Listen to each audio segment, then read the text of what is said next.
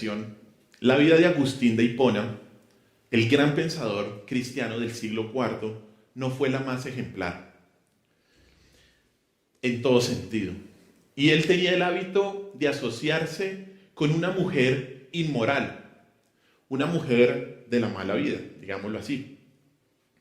Y luego de su conversión, un día Agustín pasó cerca de esta mujer. Y esta mujer le dijo: Agustín, soy yo. Y como Agustín no podía pasar sin darle una respuesta, él le respondió: sí, pero ya no soy yo. Así como Agustín, debe haber un cambio en aquel que llega a los pies de Cristo. Una persona que se diga creyente no puede seguir con las mismas conductas que caracterizaban su vida de pecado antes de su conversión. El creyente deja de ser quien era y comienza a vivir una nueva vida en Cristo. Y es sobre lo que caracteriza esa nueva vida de lo que vamos a hablar el día de hoy. Así que acompáñeme por favor a Colosenses capítulo 3 y leamos los versículos del 1 al 4. Colosenses capítulo 3 del 1 al 4. En esos 4 versículos nos enfocaremos en nuestro estudio de la palabra hoy. Dice así: si pues habéis resucitado con Cristo, buscad las cosas de arriba, donde está Cristo sentado a la diestra de Dios. Poned la mira en las cosas de arriba, no en las de la tierra. Porque habéis muerto y vuestra vida está escondida con Cristo en Dios. Cuando Cristo, vuestra vida, se manifieste, entonces vosotros también seréis manifestados con Él en gloria. Hemos venido estudiando los primeros, y ya estudiamos los primeros 2 capítulos de Colosenses. Y estos versículos que hoy vamos a estudiar ocupan un lugar de transición en el argumento de la carta y la divide en 2. Antes de estos versículos, Pablo ha descrito la suficiencia de Cristo y cómo el creyente está completo en él. Su objetivo ha sido desenmascarar la falsa enseñanza de los falsos maestros y mostrar cómo los métodos que ellos proponen para alcanzar la espiritualidad no tienen efectividad porque no están arraigados a Cristo ni a su palabra. Después de estos versículos viene lo que se conoce como la parte práctica de la carta, la sección práctica de la epístola. Y esto quiere decir que basado en la enseñanza de que Cristo es suficiente, por lo tanto, el creyente debe comportarse de una manera determinada. Pablo pasa de lo que se supone que el creyente no debe hacer, que es permitir la enseñanza de los falsos maestros, a dirigir a los creyentes a lo que deben hacer, que es enfocarse en la nueva realidad que ahora tienen con Cristo. Y esta nueva realidad está determinada porque el creyente, mire el primer versículo, capítulo 3, está determinada porque el creyente ha resucitado con Cristo. Ha resucitado con Cristo. Que el creyente ha resucitado con Cristo es un tema que Pablo ya mencionó. Y si quiere más atrás, mire ahí el capítulo 2, versículo 12. Dice ahí: sepultados con él en el bautismo, capítulo 2, versículo 12. Sepultados con él en el bautismo, en el cual fuisteis también resucitados con él, mediante la fe en el poder de Dios que lo levantó de los muertos. Pablo ya ha tocado este tema de la resurrección. ¿Y qué significa esto? Ser resucitado con Cristo significa que así como Cristo resucitó, el creyente, el cristiano, es resucitado a una nueva vida. Y este es un hecho que es ya consumado. Es ya consumado en la mente y en el plan de Dios. La palabra indica una condición cumplida que se mantiene por siempre. Una acción que fue realizada una vez y nunca más se va a volver a repetir. Aunque nos espera una resurrección futura, en donde tendremos cuerpos glorificados, los cristianos desde ya están unidos a Cristo en el reino celestial y por eso tienen una nueva vida, por eso ya son resucitados en Cristo. Una persona es resucitada con Cristo en el momento en que se arrepintió de sus pecados y en el momento en que por la fe creyó en Cristo como su Señor y como su Salvador. Por lo tanto, aunque el creyente continúa en la tierra en sus cuerpos mortales, tienen ahora un nuevo estilo de vida. Y su mente, sus actitudes, sus ambiciones y todo en él debe ser caracterizado por esta nueva vida.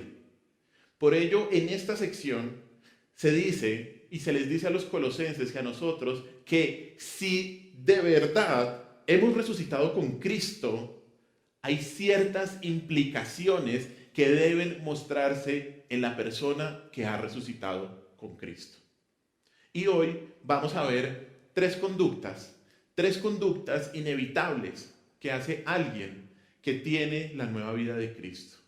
Hoy vamos a ver tres conductas inevitables que hace alguien que ha resucitado con Cristo. Y el propósito de este tema es que reflexionemos.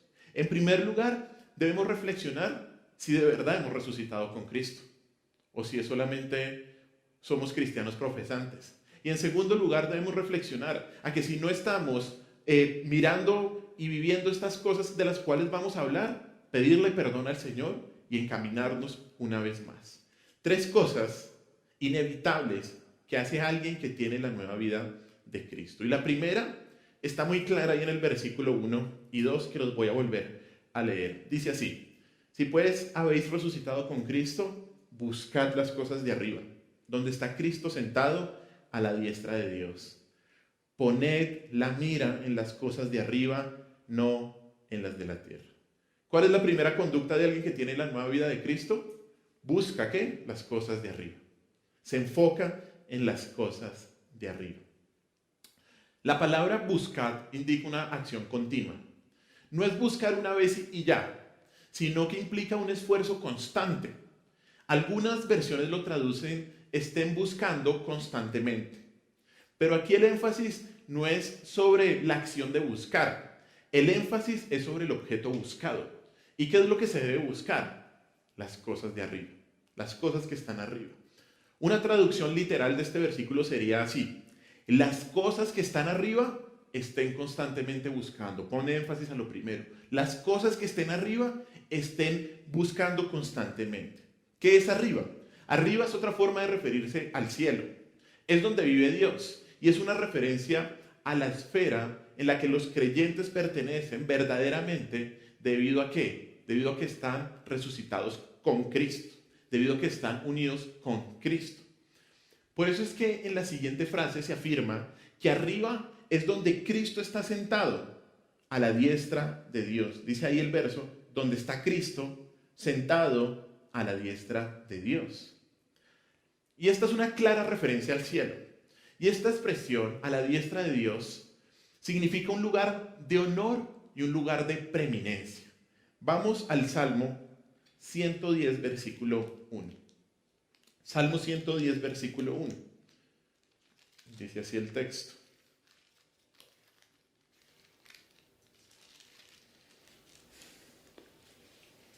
Jehová dijo a mi Señor: siéntate a mi diestra hasta que ponga tus enemigos por estrado de tus pies. Si usted recuerda, esta cita también la dijo nuestro Señor Jesús, hablando con los fariseos y diciéndole: ¿por qué David dijo el Señor a mi Señor? Y esto es una cita específica a nuestro Señor Jesús. ¿Y dónde está el Señor Jesús? A la diestra, hasta que ponga tus enemigos por estrado de tus pies. Lo que se refiere esta expresión a la diestra de Dios es una expresión de honor, una expresión de prominencia, de soberanía, de poder. Es una exaltación a Cristo y de hecho demuestra que la obra salvadora de nuestro Señor Jesús fue aceptada por el Padre. Algo importante es que esta no es una referencia para decorar el versículo. Pablo no la pensó diciendo, esto se ve bonito aquí. No. Pablo lo que quiere y su objetivo es que al mostrar el lugar de preeminencia que tiene Cristo, les dice a los creyentes que ese es un incentivo para vivir la vida cristiana. Pablo muestra el lugar de preeminencia, el lugar de honor que tiene el Señor, porque este es el gran argumento y el incentivo para vivir una vida cristiana. Ya que Cristo es Rey, el creyente resucitado, el creyente que tiene una nueva vida, por lo tanto, ¿qué hace? Vive de acuerdo al reinado del Rey. Por lo tanto, su conducta debe ser caracterizada por buscar las cosas de arriba donde está Cristo, donde está el Rey. De eso se trata. Por lo tanto, las cosas de arriba que nos está hablando Pablo son los valores del reino celestial. Y el creyente debe buscar alinear todo su ser con estos valores que el Rey nos ha mandado a vivir. Según el contexto, ahí en Colosenses, ¿cuáles son esas cosas de arriba? Mire Colosenses capítulo 3, versículo 12. Mire cómo deben ser quienes pertenecen al cielo. Colosenses 3, 12. Y vamos a leer más versículos de ahí en adelante. Dice así: vestidos pues, ¿cómo? Como escogidos de Dios, santos y amados, de entrañable misericordia, de benignidad, de humildad, de mansedumbre, de paciencia. Mire el 13. Soportándoos unos a otros y perdonándoos unos a otros, si alguno tuviere queja contra otro, de la manera que Cristo os perdonó, así también hacedlo vosotros. Y sobre todas estas cosas, vestidos de amor, que es el vínculo ¿qué? Perfecto. ¿Cuáles son las cosas de arriba? Son todas estas actitudes que debemos poner en práctica. Y sobre todo, estar llenos de ¿qué? De amor, dice ahí, que es el vínculo perfecto. Y hay algo muy importante y que se relaciona con lo que hace 8 días estábamos hablando. Pablo aquí no está defendiendo alguna forma de misticismo. No, para nada. El misticismo es de los falsos maestros. Lo que Pablo está diciendo es que el creyente debe permitir que en su vida terrenal gobierne ¿qué? La dimensión celestial. ¿Cuál es la dimensión celestial? Este tipo de principios y valores que nos está hablando Pablo acá. Y aquí debemos recordar algo, que una y otra vez la Biblia siempre nos muestra que nuestra verdadera ciudadanía, ¿dónde está? En el cielo. En el cielo. Como cantábamos ahorita, ¿no? Qué linda canción, Ciudad de Dios. Nuestro hogar nos espera en el cielo. De hecho, mire allá a la izquierda de Colosenses, en Filipenses capítulo 3, versículo 20, lo que dice. Filipenses 3, 20. Dice así: mas nuestra ciudadanía está ¿en dónde? En los cielos, de donde también esperamos al Salvador, al Señor Jesucristo. Hasta ahí. Después viene el 21. ¿Dónde está nuestra ciudadanía? ¿Dónde está su ciudadanía? En los cielos. Estamos de paso por este mundo. Estamos de paso por este mundo. Y el creyente debe buscar orientarse totalmente, absolutamente a estas realidades celestiales y hacer de ese estado el indicador de todo nuestro pensar, el indicador de todo nuestro actuar. Por ello, buscar las cosas de arriba implica ver las cosas, las personas, los sucesos en este mundo a través de los ojos de Cristo y a través desde una perspectiva eterna, no una perspectiva temporal. Ocuparse de las cosas celestiales es ocuparse de aquel que reina sobre esas cosas celestiales, así como de los propósitos y los planes del Rey, de Cristo. Eso constantemente la Biblia nos está hablando. Y lo hemos dicho aquí varias veces. La Biblia no se trata de usted. La Biblia no se trata de que usted alcance felicidad, propósitos, sus sueños. La Biblia no se trata de eso, para nada. ¿De qué se trata la Biblia? De alcanzar los propósitos de Dios. Y solamente los propósitos de Dios. Ocuparse de las cosas de arriba es ocuparse de las cosas de nuestro Señor Jesucristo. Y debido a que el creyente ha resucitado con Cristo, ahora tiene una nueva vida, ahora tiene una nueva vida y puede hacerlo. Y de hecho, ahora que el creyente ha resucitado con Cristo, no tiene vida propia. Su vida le pertenece ¿a quién? A su Señor. Muchas veces en la palabra de Dios se nos habla que nosotros somos ¿qué? Siervos, ¿cierto? ¿Y sabe qué significa esa palabra? Originalmente, esclavo. Esclavo.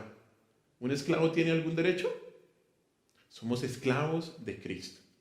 Y si quiere profundizar más en ese tema, cómprese un libro que se llama Esclavo, de John MacArthur. ¿Listo? Esclavo. Nuestra vida ahora es la vida de Cristo. Por lo tanto, no solo debemos anhelar buscar las cosas de arriba, sino que tenemos la capacidad de hacerlo porque tenemos la vida de Cristo. Tenemos la vida de nuestro Señor. Ahora, buscar las cosas de arriba no solo implica hacer un esfuerzo constante por buscar los principios bíblicos. También implica no poner la mirada en las cosas de la tierra. ¿Qué dice el versículo 2? Poned la mira en las cosas de arriba, no en las de la tierra. No en las de la tierra. Aunque esto parece la repetición del mandato inicial, Pablo añade un aspecto más sobre lo que significa que el creyente esté enfocado en las cosas de arriba. Su propósito ahora es establecer un punto adicional, y es que no debemos tener la mente puesta en las cosas de la tierra. En primer lugar, Pablo cambia de buscar las cosas de arriba a poner ¿qué? La mira en las cosas de arriba. Allí hay un cambio. Y la palabra mirad es una expresión que significa pensar, o mejor aún, tener una disposición interior, como una disposición de la voluntad. No se refiere solamente a un proceso mental, sino es a una orientación de la voluntad. Es algo a lo que debe estar orientado el ser humano. Igual que buscar, la palabra pensar está en un tiempo presente, y eso implica una acción que tiene que ser continua, que no para. Usted no puede parar de pensar en las cosas de arriba. Por lo tanto, esta es una exhortación a que la mente del creyente debe tener el hábito constante de pensar ¿en qué? En las cosas de arriba. El pensar las cosas de arriba. De hecho, el pensar está detrás del buscar. El pensar está detrás del buscar. Para buscar, practicar constantemente las cosas de arriba, hay que primero pensar constantemente en las cosas de arriba. Si usted no tiene su mente en las cosas celestiales, usted no las va a hacer. Usted no las va a hacer. Eso es parte de la manera como Dios nos diseñó. Las conductas son ¿qué? Producto de los pensamientos, ¿o no? Usted hace algo porque ya lo pensó, o porque ya tiene un hábito mental. Las conductas son producto de los pensamientos. Por ello, en la palabra de Dios siempre se nos está exhortando ¿a qué? A renovar nuestra mente con la palabra de Dios. Romanos 12:2. Se nos está constantemente a llenarnos de la palabra de Dios. Colosenses capítulo 3, versículo 16. De hecho, debemos andar en la palabra de Dios, llenar nuestra mente, meditar en la palabra de Dios. Salmo 1, Salmo 119, el más grande de toda la Biblia. ¿De qué habla? De la palabra de Dios. De hecho, mire este texto, Filipenses capítulo 4, versículo 8. Ahí hay también al ladito de Colosenses. Filipenses capítulo 4, versículo 8. De hecho, hasta el 9. Por lo demás, hermanos, todo lo que es verdadero, todo lo honesto, todo lo justo, todo lo puro, todo lo amable, todo lo que es de buen nombre, si hay virtud alguna, si hay algo digno de alabanza, ¿en esto qué? Y mire lo que sigue. Lo que aprendisteis y recibisteis y oísteis y viste de mí, ¿esto qué? Haced. ¿Cuál es el argumento lógico? Pensar, ¿para qué? Hacer. Así nos diseñó el Señor. Y si nosotros no tenemos la mente en las cosas celestiales, no las vamos a hacer. Por ello debemos siempre llenarnos ¿de qué? De la palabra de Dios, para poder practicar la palabra de Dios. De hecho, muchas veces hay personas que creen o que están luchando contra un hábito pecaminoso y tratan de no hacerlo. No, es que no lo puedo hacer. Y hasta se convierten, como hablábamos las últimas predicaciones, de gente que es como ascética, ¿no? Que se esconde para no pecar, pero no sabe que el pecado está ¿dónde? Pues en su corazón, se lo llevó con usted. ¿Y qué es lo que hay que hacer? No solamente no hacer, sino que poner la mente en la palabra de Dios. Hacer. Eso lo va a decir, de hecho, antes en Efesios lo dice. Si alguno miente, no mienta más. ¿Qué le dice? Hable la verdad. Si alguno roba, no robe más, sino que trabaje y dé a los demás. De esa manera nos quitamos cualquier tipo de hábito pecaminoso en nuestra vida. Cuando estos valores celestiales prevalecen en nuestra mente, cuando la palabra de Dios permanece en nuestro interior, se produce como resultado ¿qué? Un comportamiento piadoso, un comportamiento celestial. De esta manera el pecado es vencido y lo que reina ¿qué es? Los valores de Cristo en nuestra vida. Sin embargo, el versículo, aparte que nos enseña cuál es el proceso para buscar las cosas de arriba, el punto central es que el creyente no ponga su mira en ¿dónde? En esta tierra, en las cosas de la tierra. Es casi seguro que Pablo hace esta referencia a las cosas terrenales porque son los falsos maestros de los que hemos venido hablando en el capítulo 2, los que se preocupan por las cosas terrenales. ¿Se acuerda usted cómo Pablo describe lo que enseñan los falsos maestros? Los describe como tradiciones ¿de qué? De hombres, como rudimentos ¿de dónde? Del mundo, como doctrinas de hombres. ¿Todo esto qué son? Cosas terrenales, ¿cierto? Los falsos maestros tienen sus mentes puestas ¿en dónde? En este mundo. Y están desviando a los creyentes, en ese caso a los creyentes de Colosas, de colocar la atención en las cosas de arriba. Los están desviando a colocar su mente ¿en dónde? En las cosas terrenales. Ellos, estos falsos maestros que desean el reconocimiento de los hombres, la prosperidad de las riquezas y alcanzar una posición de poder. Todo esto. Y por eso Pablo les dice, no busquen estas cosas. No busquen este tipo de objetivos, de sueños que tienen ¿quiénes? Los falsos maestros y todos sus seguidores. No. Y esto es bien importante. ¿Por qué? Y esto nos exhorta a nosotros, porque ya sean aspectos terrenales, como los falsos en Colosas, estos aspectos que los falsos estaban promoviendo, o otro tipo de aspectos, el creyente, y escúcheme bien, no puede dejarse desviar su atención con los aspectos del mundo. Muchas veces nos hemos equivocado. ¿Por qué? Porque estamos desviados por las cosas terrenales, por el pecado del mundo, que pensamos que nos satisface, pero al final no nos satisface. Y por eso aquí Pablo está diciendo, no pongan su mirada en las cosas terrenales. Y esto también grandemente nos lo habla la palabra de Dios en otros aspectos, pero hay un versículo en especial. Miren lo que dice Primera de Juan, capítulo 2, versículo 15 al 17. Primera de Juan, capítulo 2, 15 al 17, casi ahí al final de su Biblia. Dice así, Primera de Juan, capítulo 2, del 15 al 17. Dice, no améis al mundo, ni las cosas que están en el mundo. Si alguno ama al mundo, el amor del Padre no está en él. Porque todo lo que hay en el mundo, los deseos de la carne, los deseos de los ojos y la vanagloria de la vida, no proviene del Padre, sino del mundo. Y mire el 17 que es tan importante. Y el mundo pasa y sus deseos, pero el que hace la voluntad de Dios, ¿qué? Permanece para siempre. Permanece para siempre. Hermanos, el mundo pasa. Estas cosas terrenales pasan. Y es bien interesante estos versículos en Primera de Juan 2. Aquí Juan divide las cosas terrenales de las que habla Pablo en tres deseos mundanos, en tres aspectos. ¿Cuál es el primero? Dice ahí Primera de Juan 2:15. ¿Cuáles son esos deseos? Los deseos de la carne, ¿cierto? Los deseos de la carne, versículo 16. ¿Qué son los deseos de la carne? La Biblia usa la palabra carne para referirse a los seres vivos de la tierra, pero más específicamente a la naturaleza pecaminosa que poseemos aquí en nuestra existencia terrenal. Los deseos que surgen del hecho de que somos criaturas terrenales no son pecados en sí mismos. Sin embargo, cuando esos deseos nos gobiernan y se imponen a la voluntad de Dios, ahí se vuelven deseos carnales, ahí se vuelven deseos pecaminosos.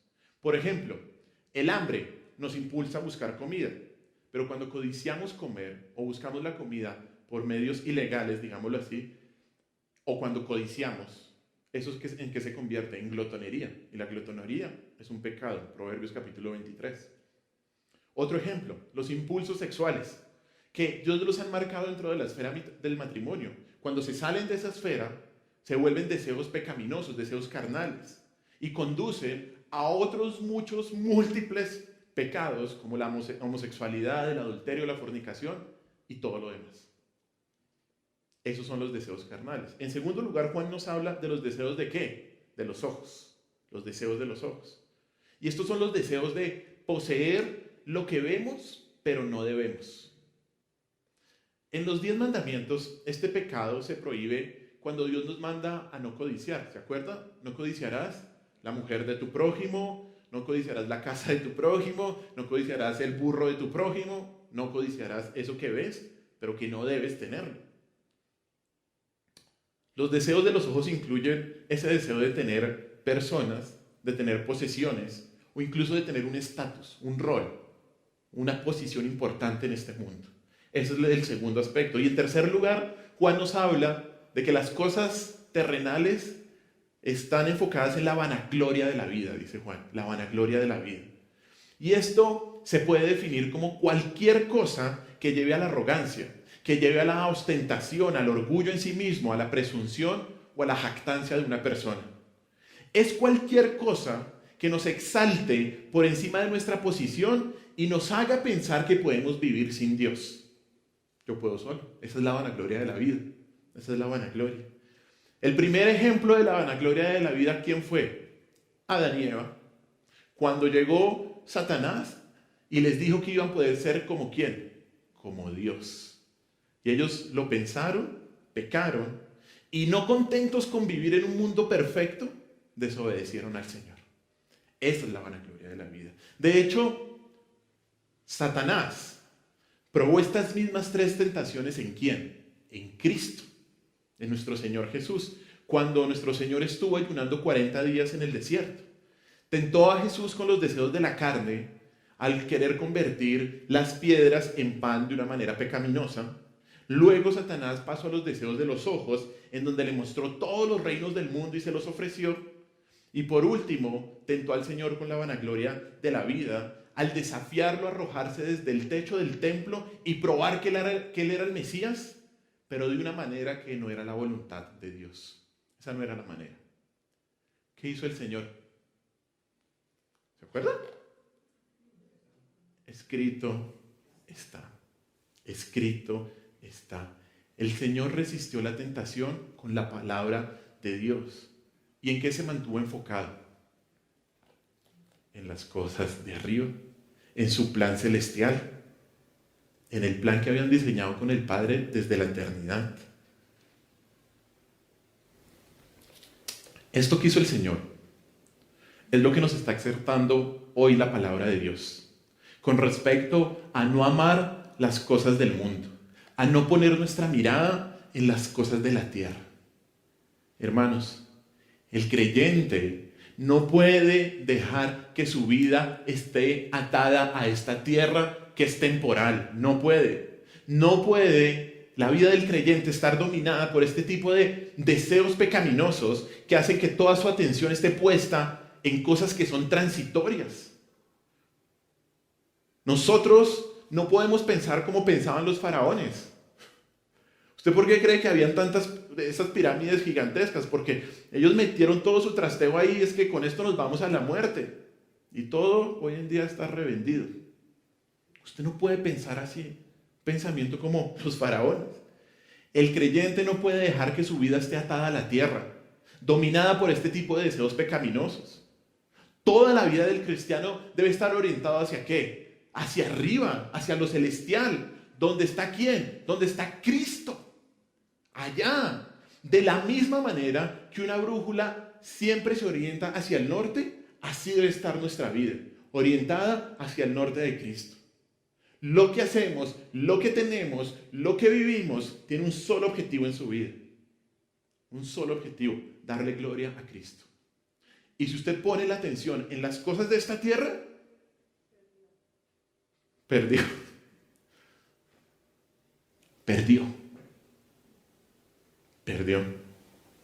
Va a estar insatisfecho. Va a estar siempre buscando algo más que hacer, que lo llene. Cuando no se ha dado cuenta, y como hemos venido estudiando esta maravillosa carta de Colosenses, que solamente en Cristo estamos ¿qué? Completos. El buen trabajo que tienes o el mal trabajo que tienes es para glorificar a Cristo. La prueba en la que estás pasando o el éxito que estás viviendo es para glorificar a Cristo. Es para que te enfoques en las cosas de arriba. Pregunta, ¿estás amando más las cosas de la tierra o las cosas del cielo? ¿Estás amando más las cosas de la tierra? A veces sí, ¿no? A veces tenemos este corazón muy arraigado a la tierra, pero debemos enfocarnos en el cielo. Pregunta, ¿estás amando más a Cristo o te estás amando más a ti? Porque es que de eso se trata. De eso se trata. Aquellos que tienen una nueva vida no siguen estos deseos ni practican las cosas de la tierra, sino que ponen su mirada en las cosas de arriba. Nuestros ojos deben estar puestos en Jesús. ¿Se acuerda Hebreos 12:2? Poned los ojos en Jesús, el autor y el consumador de la vida. Nuestro punto de vista debe ser la eternidad. Entonces, ¿qué hacemos? Enfocarnos en las cosas de arriba, llenar nuestra mente con la palabra de Dios, buscar practicar los principios de la palabra de Dios y desechar las cosas terrenales. Una evidencia de alguien que anda en vida nueva es que busca activamente las cosas del Señor, las cosas de arriba. Ese es nuestro primer punto. Segundo punto, versículo 3 de Colosenses. Versículo 3 de Colosenses. Dice así, porque habéis ¿qué? Muerto. Y vuestra vida está escondida con Cristo en Dios. La segunda conducta de alguien que tiene la nueva vida de Cristo es que entiende que está muerto. Entiende que está muerto. Esto puede parecer obvio, porque usted dice, pues obvio, si resucité, pues significa que moría en mi antigua vida. Pero vamos a ver cómo es de importante que el creyente con su nueva vida entienda que está muerto. Que tienes que entender que estás muerto a este mundo. Pablo comienza el versículo 3 diciendo, porque habéis muerto. Y aquí se presenta la razón por la cual los creyentes deben poner su mira en las cosas de arriba, pero al mismo tiempo nos indica lo que pasó antes de la resurrección del creyente con Cristo. Y esta verdad también ya ha sido tratada en otros versículos de la carta. No lo voy a leer, pero el que leímos, Colosenses 2:12, lo dice, Colosenses 2:13 lo repite, Colosenses 2:20 lo vuelve a mencionar. El 12 dice así, sepultados con él en el bautismo, en el cual también fuisteis resucitados. Y en los otros versículos habla que estamos, ¿qué? Muertos. Para que el creyente fuera resucitado con Cristo, primero tuvo que morir con él. Y esto significa que debido a la unión que nosotros tenemos con Cristo, nuestra naturaleza de pecado también fue muerta y fue sepultada cuando Cristo murió para dar paso a nuestra resurrección con Cristo.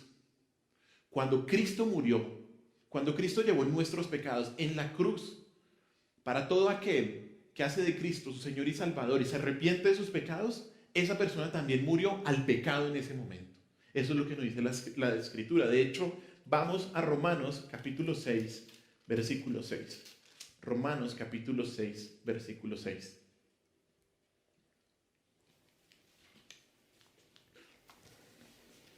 Dice así Romanos 6, capítulo 6, versículo 6. Dice, sabiendo esto, que nuestro viejo hombre fue crucificado juntamente con él. ¿Con quién? Con Cristo. Para que el cuerpo del pecado sea ¿qué? Destruido, a fin de que no sirvamos más al pecado. ¿Está claro, cierto? Nuestro viejo yo, el que murió con Cristo, está ¿qué? Muerto. Y por lo tanto, ya no estamos esclavizados ¿a qué? Al pecado. Ya no estamos esclavizados al pecado. Por primera vez en nuestras vidas, por primerísima vez, ya no estamos dominados por el pecado. Ya podemos no pecar. Ya podemos no pecar. Ahora el creyente tiene una nueva vida. ¿Y lo viejo qué? Ha pasado. Y él ha hecho ¿qué? Todo nuevo. 2 Corintios 5:17. De modo que si alguno está en Cristo, ¿qué? Nueva criatura es. Nueva criatura es.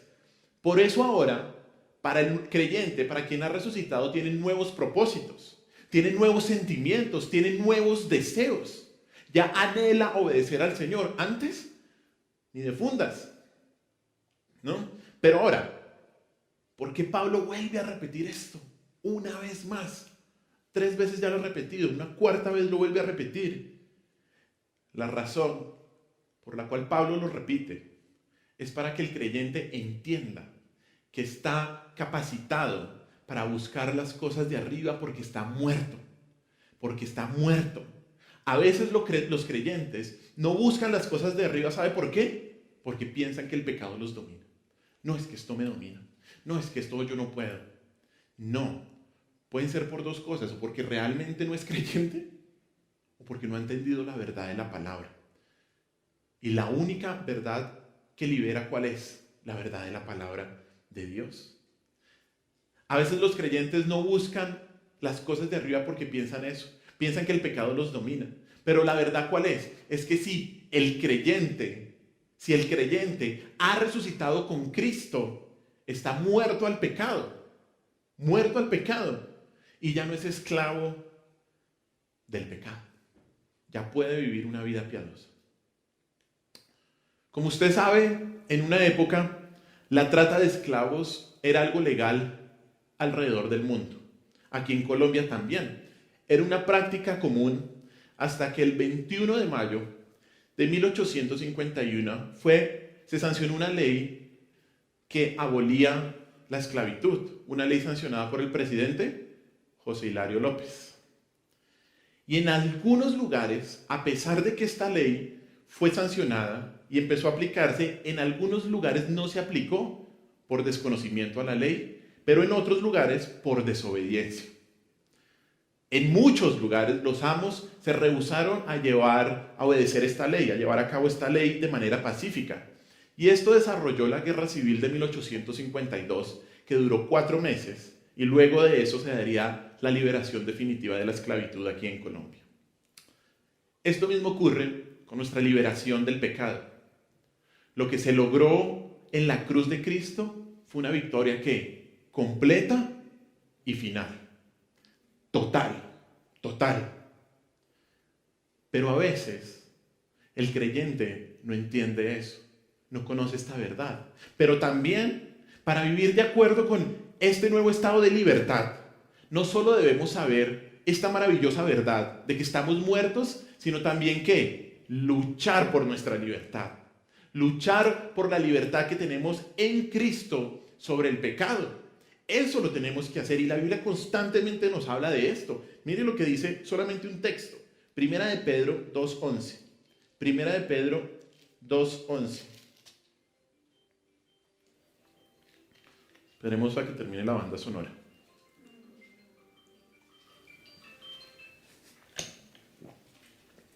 Dice así Primera de Pedro 2:11. Amados, yo os ruego, y miren lo que dice, como a extranjeros y peregrinos, que os abstengáis de los deseos ¿qué? Carnales que batallan contra el alma. ¿Qué es esto? En primer lugar, le da la verdad de ¿qué? De que usted es un ¿qué? Un extranjero y un peregrino. Que usted no es de esta tierra. Y por lo tanto, ¿qué debe hacer? Luchar, pelear la buena batalla de la fe.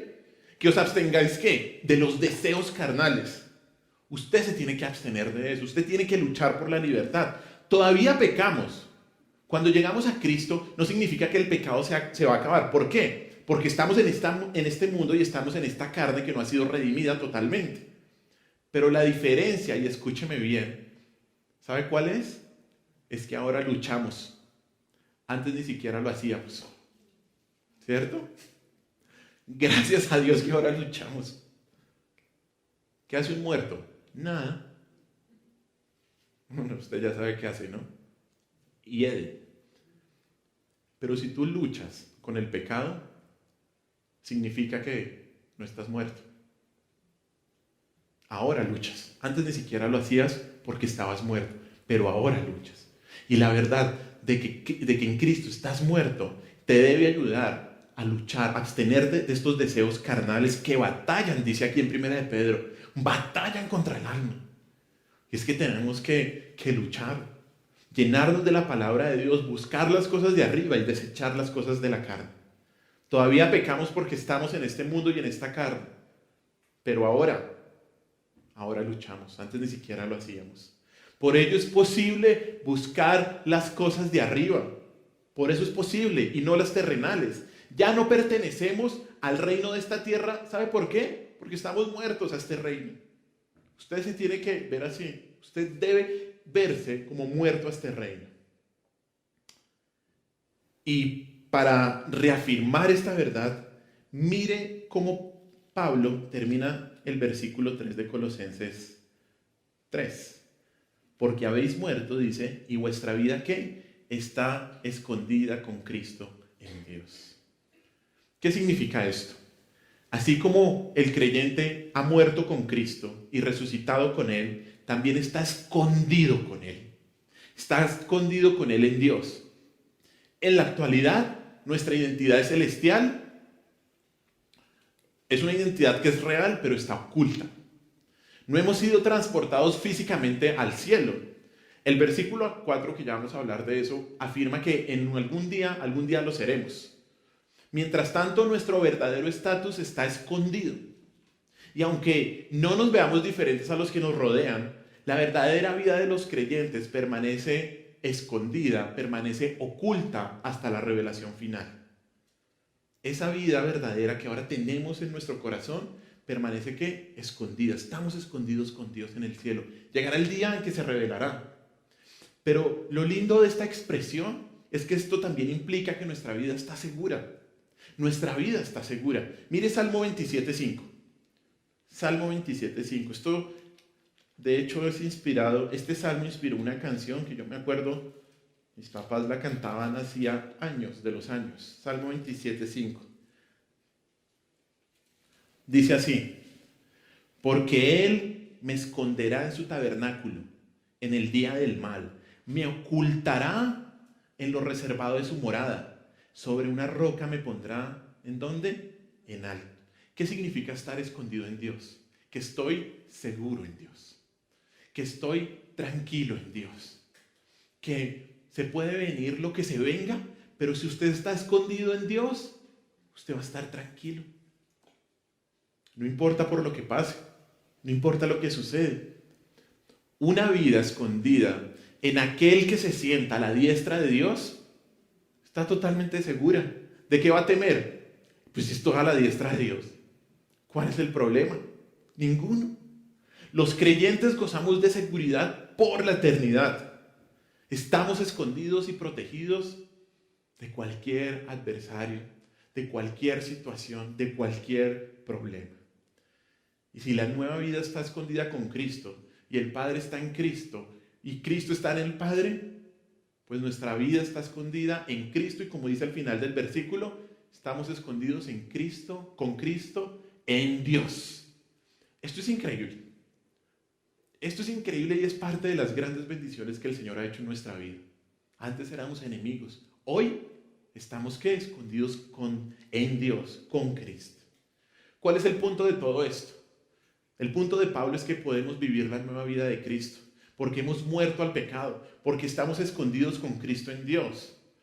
Porque aunque la presencia y la fuerza del pecado aún nos afectan, no nos pueden condenar.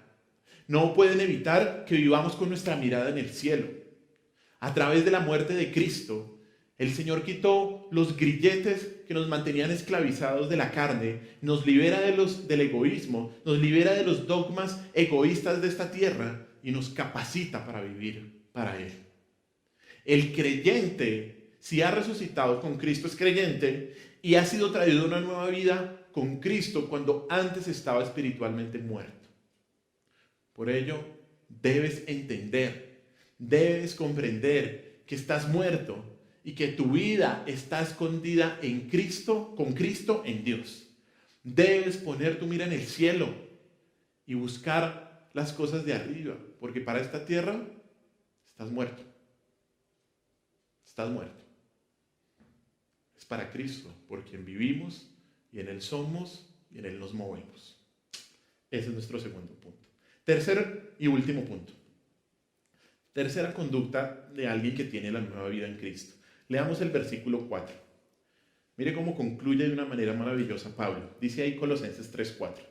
Cuando Cristo, vuestra vida, se manifieste, entonces vosotros también seréis manifestados con Él en gloria.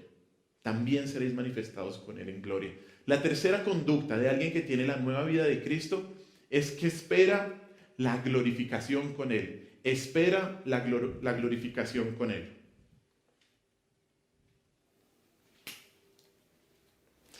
El versículo 4 comienza afirmando una verdad lindísima y Pablo lo pone de una manera increíble. Dice que Cristo es ¿qué? Nuestra vida.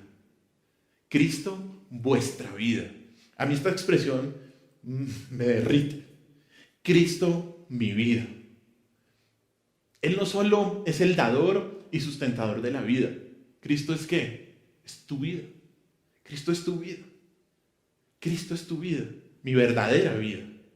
Pero además de eso, el texto nos muestra que llegará un día en que Cristo se manifestará. Cristo se manifestará.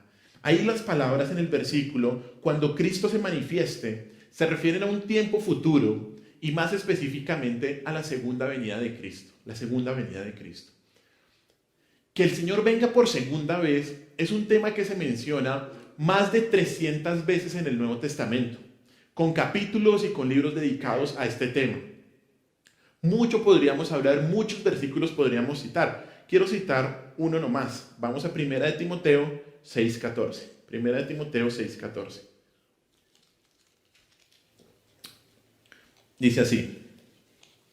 Ya al final de la carta, Pablo le dice a Timoteo que guardes el mandamiento, sin mácula ni reprensión. ¿Hasta cuándo? Hasta la aparición de nuestro Señor Jesucristo. Es una verdad clara. Cristo volverá. Cristo se manifestará. Que Cristo venga no es un deseo o no era un deseo de los autores bíblicos. No era tampoco un anhelo sin fundamento de los primeros discípulos del Señor. Esta es una verdad clara de la Escritura. Cristo mismo enseñó que su regreso sería un evento físico y literal. Él regresará de la misma manera en que los discípulos lo vieron partir. Vamos a ese texto. Hechos capítulo 1, versículo 11. Hechos capítulo 1, versículo 11. Dice así. Y aquí el contexto es la ascensión de nuestro Señor Jesús. Los discípulos están ahí y están viendo al Señor Jesús partir. Y se les acercan unos ángeles y les dicen: varones galileos, ¿por qué estáis mirando al cielo? Este mismo Jesús que ha sido tomado de vosotros al cielo, así vendrá como le habéis visto ir al cielo. Así como se fue, el Señor vendrá con gran poder.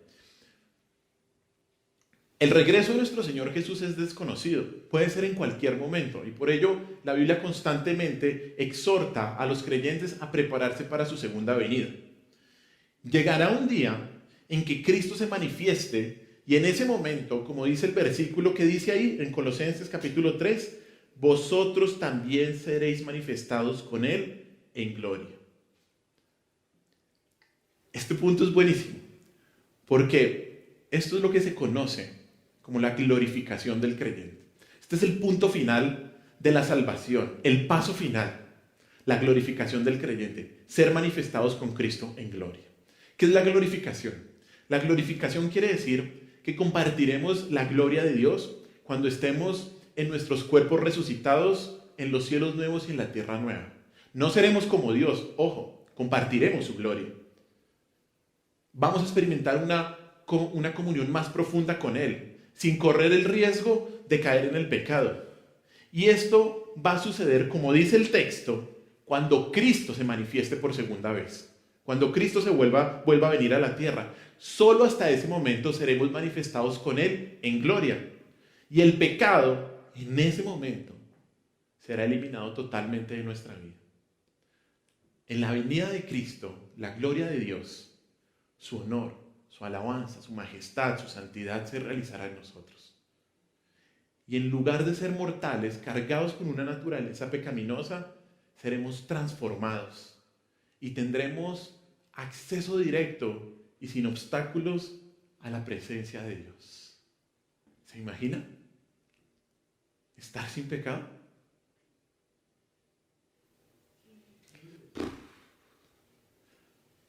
Llegará un día Y como hablábamos con alguien al principio de la reunión, vamos a estar sin pecado.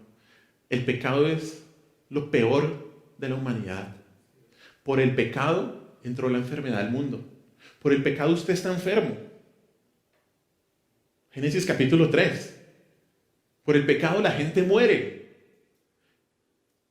Por el pecado no tenemos acceso directo a Dios. Por eso es tan asqueroso, y perdóneme la expresión, el pecado. Su pecado lo limita de tener comunión con Dios. Pero en Cristo, y eso es lo maravilloso, Cristo vino a salvarnos ¿de qué? De nuestro pecado. Cristo vino a salvarnos de nuestro pecado. No vino a salvarnos de no tener una vida al 100%. No, Cristo vino a salvarnos de nuestro pecado. Y llegará un día en que seremos manifestados con Él y que ya el pecado no será un impedimento. ¿Cómo luchamos con el pecado? El que reconocemos y el que no reconocemos también. ¿Cómo luchamos? Pero llegará un día, y aquí lo dice, y si lo dice la Biblia, yo lo creo. Aquí lo dice, que seremos manifestados con Él en gloria. El pecado se acabará. Por ello, alguien que tiene la nueva vida de Cristo, espera ansiosamente la glorificación con Él. Espera ese momento en el que el pecado se vaya. Espera nuestra identificación con Cristo. Algo que es real en este momento, pero está oculto, se manifestará un día. Un día. Y mira otro texto, Primera de Juan, capítulo 3, versículo 2. Primera de Juan, capítulo 3, versículo 2.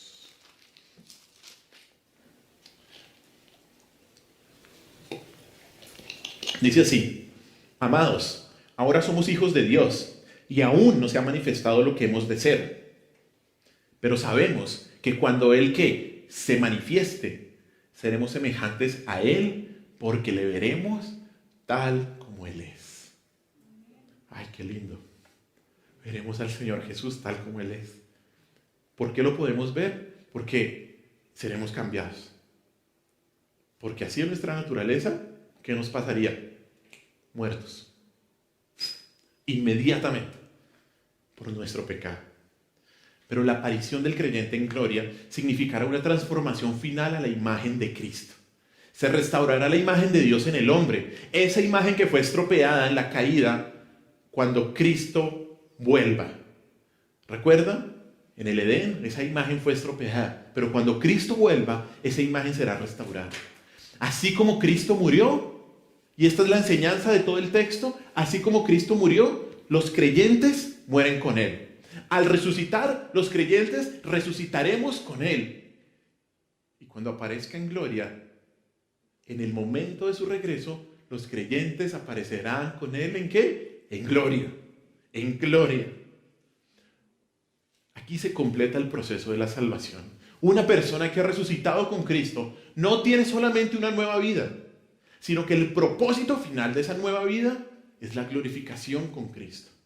Por eso, alguien que tiene la nueva vida espera con ansias ese día final. Espera con alegría ese día final. Se prepara para ese día final. ¿Sabe por qué? Porque seremos tal como Él es. Usted no ha experimentado ni lo va a experimentar una felicidad tan grande como será ese día en el que estemos con Cristo. No se lo puede imaginar, no lo puede dimensionar. Pero es que cuando estemos con Él, cuando seamos transformados, cuando estemos sin pecado, en ese momento nos daremos cuenta.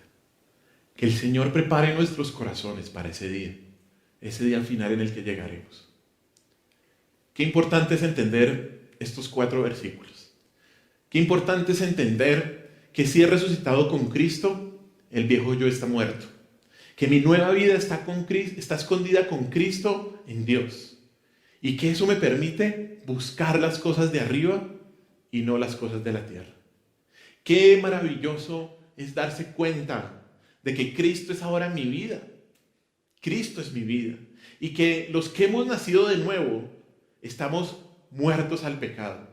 que llegará el día en que nuestros cuerpos serán perfeccionados, porque estaremos con Cristo Jesús, porque estaremos con nuestro Señor y lo miraremos tal como Él es, tal como Él es. ¡Qué bendición! Estamos muertos al pecado, resucitados con Cristo. Así que, iglesia, a enfocarnos en las cosas de arriba y no las de la tierra. Amén. Oremos. Señor, te damos gracias por este día. Gracias por tu amor, por tu inmensa misericordia con nosotros. Señor, gracias por este tema que tú nos has dado hoy, por estos versículos que hay en tu palabra que nos enseñan de qué se trata tener esta vida nueva. Señor, yo te pido especialmente por cada uno de los que estamos acá, que tú desarraigues nuestro corazón de esta tierra, que nos enfoquemos en las cosas de arriba, que entendamos que lo que tú nos das es solamente un medio para poder glorificarte mejor. Nuestro trabajo, nuestra familia, las cosas buenas, las cosas malas. Ayúdanos a entender eso, Señor. Que nosotros busquemos las cosas de arriba en todo momento. Eso significa tener una vida nueva. Que nosotros entendamos que estamos muertos al pecado. Que tú nos das la capacidad por tu gracia para no pecar más, para abstenernos de los deseos de la carne. Quita eso de nuestra vida, Señor. Que nosotros entendamos que estamos escondidos en ti, Cristo. Qué maravillosa verdad, que tú eres nuestra vida. Y que pongas cada día más amor por tu segunda venida.